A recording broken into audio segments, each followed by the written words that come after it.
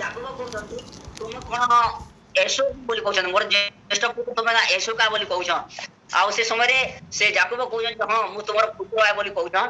ଆଉ ସେତେବେଳେ ସେ କଣ କହୁଛନ୍ତି ତମେ ମୋର ପାଖେ ଆସ ମୁଁ ତୁମକୁ ସ୍ପର୍ଶ କରିବି ବୋଲି କହୁଛ ଆଉ ଯେତେବେଳେ ସେ ପାଖକୁ ଆଉଛ ଦେଖୁଛ ଯେ ତାଙ୍କର ସ୍ୱର ତ ଯାକୁବର ସ୍ୱର ଅଟେ କିନ୍ତୁ ତାଙ୍କର ହସ୍ତ ଐଶ୍ୱର ହସ୍ତ ଅଟେ ଏହା ମଧ୍ୟ ସେ ଦେଖୁଛନ୍ତି କିନ୍ତୁ ଜାଣିପାରୁନାହାନ୍ତି ଆଉ ତାପରେ ସେ ହଁ ବାଲଟା ସ୍ପର୍ଶ କରିବେ ମୋ ଦୃଷ୍ଟିରେ ମୁଁ ଅଯୋଗ୍ୟ ଦେଖାଯିବି ବୋଲି କହୁଛନ୍ତି ଆଉ ଯେତେବେଳେ ସେ ଯାଇକି ତାଙ୍କ ପାଖରେ ଛିଡା ହେଉଛନ୍ତି ତାକୁ ଡାକିଛନ୍ତି ସେ ସମ୍ପୂର୍ଣ୍ଣ ଭାବରେ ତାଙ୍କୁ ସ୍ପର୍ଶ କରୁଛନ୍ତି ତାଙ୍କୁ ଚେକ୍ କରୁଛନ୍ତି ତାଙ୍କର କଥାକୁ ମଧ୍ୟ ଶୁଣିଛନ୍ତି କିନ୍ତୁ ସେ ଜାଣି ପାରୁନାହାନ୍ତି ଆଉ ତାପରେ ତାପରେ କଣ କହୁଛନ୍ତି ଯାକୁବ କହୁଛନ୍ତି ଯେ ତମେ ମୋ ଠାଣକେ ଆସ ଆଉ ତାପରେ ତମେ ମୋ ଠାଣକେ ଆସ ମୁଁ ତମକୁ ସ୍ପର୍ଶ କରିବି ଆଉ ସ୍ପର୍ଶ କରିବି ହାତ ମତେ ଚୁମ୍ବନ କର ବୋଲି କହୁଛନ୍ତି ସେ ତାଙ୍କୁ ଚୁମ୍ବନ ମଧ୍ୟ କରୁଛନ୍ତି ଚୁମ୍ବନ କରି ଆଶୀର୍ବାଦ ଦେବି ବୋଲି କହୁଛନ୍ତି ଆଉ ସେ ଚୁମ୍ବନ କଲା ଉତ୍ତାରୁ ମଧ୍ୟ ସେ କଣ କରୁଛନ୍ତି ଐଶ୍ୱଙ୍କର ଉତ୍ତମ ବସ୍ତ୍ର ନେଇକରି ମଧ୍ୟ ସେ ପିନ୍ଧି ଅଛନ୍ତି ଆଉ ତାଙ୍କ ନିକଟକୁ ଯାଇଛନ୍ତି ସେତେବେଳେ ସେ ଯାକୁବ ଦେଖୁଛନ୍ତି ତାଙ୍କ ଉତ୍ତମ ବସ୍ତ୍ର ତ ସେ ପିନ୍ଧିଛନ୍ତି କିନ୍ତୁ ତାଙ୍କର ହସ୍ତ ଆଉ ଗଳାରେ ଯେଉଁ ଛେଳି ବାଲ ଲଗାଇଥିଲେ ସେଠି ମଧ୍ୟ ସେ ତାଙ୍କୁ ଚିହ୍ନି ପାରୁନାହାନ୍ତି ଆଉ ଶେଷରେ ତାଙ୍କୁ କଣ କରୁଛନ୍ତି ସେ ତାଙ୍କୁ ଆଶୀର୍ବାଦ ଦେଉଛନ୍ତି ସେ ଜ୍ୟେଷ୍ଠ ପୁତ୍ର ଭାବି ତାଙ୍କୁ ଆଶୀର୍ବାଦ ଦେଉଛନ୍ତି ଆଉ ସେ ଆଶୀର୍ବାଦଟି ହେଲା ଯେ ତାଙ୍କର ଆଶୀର୍ବାଦ ଦେଉଛି ଯାହାକି 28 ପଦ ଆଉ 29 ପଦରେ ଲେଖାଯାଏ ଯେ ପରମେଶ୍ୱର କଣ 28 ପଦରେ ଲେଖାଯାଏ ପରମେଶ୍ୱର ଆକାଶର କାକରରୁ ଆଉ ପୃଥିବୀର ଉର୍ବରତାରୁ ଉତ୍ତମ ଫଳ ଓ ପ୍ରଚୁର ଶସ୍ୟ ଦ୍ରାକ୍ଷାରସ ତୁମକୁ ଦିଅନ୍ତୁ ଆଉ ଦ୍ୱିତୀୟରେ ହଉଛି ଲୋକ ସମସ୍ତ ତମର କଣ କରିବେ ସେବା କରିବେ ଆଉ ସେଥିରୁ ଯୋଉ ନାନା ବଂଶ ଉତ୍ପନ୍ନ ହେବେ ସେମାନେ କଣ କରିବେ ସମସ୍ତେ ତମକୁ ପ୍ରଣାମ କରିବେ ଆଉ ତୁମର ଯୋଉ ଜାତି ଜ୍ଞାତି କୁଟୁମ୍ବ ଭାଇ ବନ୍ଧୁ ଯାହା ବି ଅଛନ୍ତି ସେମାନେ କଣ କରିବେ ତୁମର ମାତୃ ଭାଇ ମାନେ ତୁମକୁ କଣ କରିବେ ପ୍ରଣାମ କରିବେ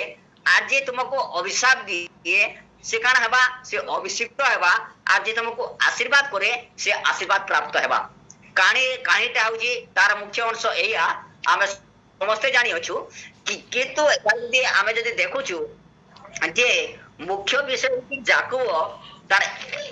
3 ପଦରେ ଯେପରି ଲେଖାଯାଏ ଏବେ ବିନୟ କରୁଅଛି ତୁମେ ଏତେବେଳେ ତୃଣ ଓ ଧନୁକାଦି ବସ୍ତ୍ର ଶସ୍ତ୍ର ଘେନି ପ୍ରାନ୍ତରକୁ ଯାଇ ମୋ ନିକଟକୁ ମୃଗ ଆଣ ଆଉ ଏଠାରେ ଯେତେ ଦେଖିବା ଯେ ଇସାକ ଯେତେବେଳେ ବୃଦ୍ଧ ସମୟରେ ଉପସ୍ଥିତ ହୋଇ ଅଛନ୍ତି ସେ ଐଶ୍ୱଙ୍କ ନିକଟରେ ତାଙ୍କର ବୃଦ୍ଧାବସ୍ଥାର ସେ କଣ କରୁଛନ୍ତି ତାଙ୍କ ନିକଟକୁ କହୁଛନ୍ତି ପ୍ରେଜ୍ ଦ ଲର୍ଡ ହାଲେଲୁୟା ଆଉ ଗୋଟେ ମୁଖ୍ୟ ବିଷୟ ଦେଖିବା ଯେ ରିବିକା ବିଷୟ जो देखा जे जाकुब जे कि ज्येष्ठ अटंती ଐଶ୍ୱ ଯେ ज्येष्ठ अटंती किंतु से तांकर पुत्र को गोठ को पठाई दुईटी उत्तम छेली छुआ आनी ताको भोजन करबा निमंते तांकर पितृ निकट को पठाउछंती आउ या केबे होइतिला या जदि हमें देखिबा जदि या प्रभु परमेश्वर करथिले आगरो भविष्यवाणी करथिले जदि आमे जदि 25 पर्व रे जदि देखिबा जे जेतेबेले रिबिका एक अभ्यास करथिले बंध्या अवस्था रे थिले आ से समय कोन होइतिला ना ईसा तांको निमंते प्रार्थना करथिले आ से समय पर दुईटी जाना संतान जन्म होइतिले गोटेकर ना होजी ଐଶ୍ୱ आ गोटेकर ना होजी जाकुब आ से समय रे से कोन करथिले जणे प्रांतर बनर कार्य करथिला खेतर मृग करथिला मृग देखिबा से पदर देखिबा 25 पर्व तार 27 पद लिखा जाए अनंतर बालक माने बलिला उतारे ଐଶ୍ୱ मृग्या निरूपण और वन बिहारी थिला पुणी जाकुब मृत तंबू निवासी थिला तो आ एठार देखिबा जे 28 पद लिखा जाए इसाक मृगया मांस निमंते अति सुस्वादु बोध करी से कोन करथिले ଐଶ୍ୱ को भल पाउथिले किंतु रिबिका को जो देखिबा रिबिका ताले जाकुब को से बहुत भल पाउथिले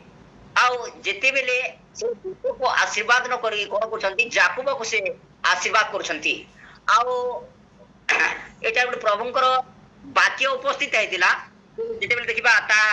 23 ପଦରେ ଲେଖାଯାଏ, 23 ପଦରେ ଲେଖାଯାଏ, ତହିଁରେ ସଦାପ୍ରଭୁ ତାଙ୍କୁ ଅଧ୍ୟାୟ ଲେଖାଯାଏ ଯେ ସଦାପ୍ରଭୁ ତାଙ୍କୁ କହିଲେ, ତୁମ ଗର୍ଭରେ ଦୁଇଟି ଗୋଷ୍ଠୀ ଅଛନ୍ତି ଓ ଦୁଇ ଗୋତ୍ର ତୁମ ଉଦରରୁ ବିଭିନ୍ନ ହେବେ, ଆଉ ଏକ ଗୋତ୍ର ଅନ୍ୟ ଗୋତ୍ର ଠାରୁ ବଳବାନ ହେବେ, ପୁଣି ଜ୍ୟେଷ୍ଠ କନିଷ୍ଠର ସେବା କରିବ। ଯେ ଏହା ପ୍ରଭୁଙ୍କର ଭବିଷ୍ୟବାଣୀ କହୁଛି ଯେ କଣ କରିବ, ଆଉ ଗୋଟେ ଗୋଷ୍ଠୀ ଆଉ ଗୋଟେ ଗୋଷ୍ଠୀ ବଳବାନ ହେବେ, ସେବା କିଏ କରିବ, ଭ୍ରାତା ତାଙ୍କର ସେବା କରିବ। ଆଉ ସେଇ ଯେ ଏକଚୁଆଲି ଦେଖିବ ଯେ ତାଙ୍କ ଅଧିକାରକୁ ସେ ବିକ୍ରୟ କରିଦେଇଛନ୍ତି, ଯାକୁବଙ୍କ ନିକଟରେ ବିକ୍ରୟ କରିଦେଇଛନ୍ତି। ଆଉ ସେଟା କେଉଁ ସମୟରେ ରହିଥିଲା, ଯେ ଯେତେବେଳେ ବିଲକୁ ଯାଇଥିଲେ, କ୍ଷେତକୁ ଯାଇଥିଲେ, ଆଉ ଦିନେ କଣ ହୋଇଛି, ଯାକୁବ ଗୋଟେ ଡାଲି ରାନ୍ଧୁଥିଲେ, ତରକାରୀଟେ ରାନ୍ଧୁଥିଲେ, ରଙ୍ଗା ଡାଲି ବୋଲି ଯାକ ହେଇଛି। ଆଉ ସେ ଯେତେବେଳେ କ୍ଳାନ୍ତ ହୋଇ ଘରକୁ ଫେରୁଛନ୍ତି, ଐଶ୍ୱ ଯେତେବେଳେ କ୍ଳାନ୍ତ ହୋଇ ଘରକୁ ଫେରୁଅଛନ୍ତି, ଆଉ ତାଙ୍କୁ କହୁଅଛନ୍ତି ଆହାର ଦେବା ନିମନ୍ତେ, ଯୋଉ ରଙ୍ଗା ଡାଲି ରନ୍ଧା ହେଇଥିଲା ତାଙ୍କୁ ଭୋଜନ କରିବା ନିମନ୍ତେ କହୁଅଛନ୍ତି। ଆଉ ସେଠାରେ ସେ ଯାକୁବ କହୁଛନ୍ତି, ତମେ ଯୋଉ ରଙ୍ଗା ଡାଲି ରାନ୍ଧି ଅଛ ତାହା ମତେ ଦିଅ ବୋଲି କହୁଛନ୍ତି। ଆଉ ସେତେବେଳେ ସେ କହୁଛନ୍ତି 31 ପଦ ଯଦି ଦେଖିବା, ସେତେବେଳେ ଯାକୁବ କହିଲା, ଆଜି ତୁମେ ମତେ ଆପଣା ଜ୍ୟେଷ୍ଠାଧିକାର ବିକ୍ରୟ କର। ଐଶ୍ୱ ଉତ୍ତର କଲା, ଦେଖ ମୁଁ ମଲା ପରି ଜ୍ୟେଷ୍ଠାଧିକାର ମୋର କି ଲାଭ। ଆଉ ଏଠାରେ ଐଶ୍ୱ କହୁଛନ୍ତି ଯେ ମୁଁ ମଲା ପରି ଭଳିଆ, ବନବାସୀ ଥିଲା କିନ୍ତୁ ସେ ତମ୍ବୁ ନିବାସୀ ଥିଲେ, ଆଉ ସେ ମନର କାର୍ଯ୍ୟ ପ୍ରତି କାର୍ଯ୍ୟ କରୁଥିଲେ। ତେଣୁ ସେ ମନେ କରିଥିବେ ଯେ ମୁଁ ତାର ମାନେ ହେଇକରିବି, ମୋର କିଛି ନାହିଁ ବୋଲିକି। ଆଉ ସେ ତାଙ୍କ ଦେଶ ଅଧିକାରକୁ ସେ ସମ୍ପୂର୍ଣ୍ଣ ଭାବେ ବିକ୍ରୟ କରିଦେଇଛନ୍ତି, ବିକ୍ରୟ କରିଦେଇଛନ୍ତି। ଆଉ ତାପରେ ସେ ଦେଖିବା ଯେ ସେଠାରେ ସେ କଣ କରୁଛନ୍ତି, ଶପଥ କରାଇ ଅଛନ୍ତି, ଐଶ୍ୱକୁ ସେ ଶପଥ କରାଇ ଅଛନ୍ତି। ଦେଖିବା ଯାକୁବ କହିଲା, ତୁମେ ଆଜି ମୋ ନିକଟରେ ଶପଥ କର, ତହିଁରେ ତାହା ନିକଟରେ ଶପଥ କଲା, ଏହି ରୂପେ ସେ ଆପଣା ଜ୍ୟେଷ୍ଠାଧିକାର ତାହାକୁ ବିକ୍ରୟ କଲା। ଆଉ ଏହି ରୂପେ ସେ କଣ କରୁଛି, ତାଙ୍କର ସବୁ ଜ୍ୟେଷ୍ଠ ଅଧିକାର ବିକ୍ରୟ କରିଦେଇଥିଲେ ଯାକୁବଙ୍କ ନିକଟରେ। ଆଉ ଦେଖିବା ଯେ ଏଇ ତ ଏଇ ବାକ୍ୟ ପୂର୍ବରୁ ପ୍ରଚାର ହୋଇଥିଲା ଯେ କଣ ହେବ, ଜ୍ୟେଷ୍ଠ କନିଷ୍ଠର ସେବା କରିବ। କିନ୍ତୁ ରିବିକା ଏଠାରେ ଗୋଟେ ଯେହେତୁ ଜ୍ୟେଷ୍ଠ ଥାଉ ଥାଉ ସେ କନିଷ୍ଠକୁ କିପରି ଭାବେ ଆଶୀର୍ବାଦ ପ୍ରାପ୍ତ ହେବା କରାଇବା ନିମନ୍ତେ ସେ ଚାହୁଁଛନ୍ତି, ଆଉ ତାଙ୍କୁ ଗୋଠକୁ ପଠାଇ ଉତ୍ତମ ଛେଳି ଛୁଆ ଆଣିବା ନିମନ୍ତେ କହୁଛନ୍ତି। ଆଉ ଏଠାରେ ଯଦି ଯେ ଯଦି ବା ପ୍ରଭୁଙ୍କର ଦାସ ଅଟନ୍ତି, ସେ କଣ ପ୍ରଭୁଙ୍କର ଆଜ୍ଞାକୁ ଜାଣି ପାରିନଥିଲେ? ଯଦି ବା ସେ ଜାଣିଥିଲେ, ପ୍ରତ୍ୟେକ ବିଷୟ କଣ ଥିଲେ, ଈଶ୍ୱରଙ୍କ ଉପରେ ଲଦି ଯାଇଥିଲେ, ସମ୍ପୂର୍ଣ୍ଣ ଇଚ୍ଛାକୁ ନିଜ ଉପରେ ସେ ନେଇଯାଇଥିଲେ। ଆଉ ସେ କହୁଛନ୍ତି ଯେ ଯେତେବେଳେ ଯାକୁବ ତାଙ୍କ ହାତରେ ସେ ଛେଳି ଛୁଆ ଭାଲକୁ ଗୁଡାଇ ତାଙ୍କର ଗଳାରେ ଗୁଡାଇ ହୋଇଛନ୍ତି, ଆଉ ଯେତେବେଳେ ଯାଉଛନ୍ତି ତାଙ୍କ ନିକଟକୁ, ଈଶା ତାଙ୍କୁ ସ୍ପର୍ଶ କରୁଛନ୍ତି, ତାଙ୍କର ସ୍ୱରକୁ ଶୁଣି ଅଛନ୍ତି, ପୁଣି ତାଙ୍କୁ ଚୁମ୍ବନ ମଧ୍ୟ ଦେଇ ଅଛନ୍ତି, ତଥାପି ସେ ତାଙ୍କର ପୁତ୍ର ଯାକୁବକୁ ସେ ଚିହ୍ନି ପାରୁନାହାନ୍ତି। ସେ ମନ କରୁଛନ୍ତି ଯେ ଏଇ ଯାକୁବ ଐଶ୍ୱ ଅଟନ୍ତି। ଆଉ ଅନେକ ସମୟରେ ସେ ମାନେ ପଚାରି ଅଛନ୍ତି ଯେ ତୁମେ କଣ ଜ୍ୟେଷ୍ଠ ପୁତ୍ର ଐଶ୍ୱ କି ବୋଲି ପଚାରି ଅଛନ୍ତି। ତ ଏଠାରେ ଆମେ ଦେଖିବା ବାକ୍ୟ ଅପରିବର୍ତ୍ତନୀୟ ଅଟେ, କିନ୍ତୁ ତାହା ଅସତ୍ ଉପାୟରେ ଗଲତ ଉପାୟରେ ତାହା ସେ କଣ କରୁଛନ୍ତି, ଆଶୀର୍ବାଦ ପାଇବା ନିମନ୍ତେ ତାହା ଏହା କରୁଅଛନ୍ତି। ପ୍ରେଜ୍ ଦ ଲର୍ଡ, ହାଲେଲୁୟା। ଆଉ ଏଠାରେ ରିବିକାକୁ ମଧ୍ୟ ଦେଖିବା, ରିବିକା ମଧ୍ୟ ସେ ତାଙ୍କର କଥାରେ ସହମତି ହେଇ ଯାହା କଥା କହିଥିଲେ ତାହାକୁ ଶୁଣିବା ଦ୍ୱାରା ସେ ଯାକୁବଙ୍କ ଗୋଠକୁ ଯାଇ, ଆଉ ଯେହେତୁ ସେ ନିର୍ଲୋଭୀ ଥିଲେ, ତାଙ୍କ ଶରୀରରେ ବାଲ ନଥିଲା, ତଥାପି ସେ ଛେଳି ଛୁଆର ମାନେ ଛାଲକୁ କାଟି କରି ତାଙ୍କର ଯୋଉ ସ୍ଥାନରେ ବାଲ ନଥିଲା ଗଳାରେ ହାତରେ ତାଙ୍କୁ ଘୋଡାଇ ଦେଇ ତାଙ୍କୁ ପଠାଉଛନ୍ତି। तो यार मुख्य विषय जे प्रभुंकर वाक्य अपरिवर्तनीय अटे किंतु आमे कोन करूछु प्रभुंको उपरे आमे कोन करूछु ता दैनिकार जदि देखिबा जे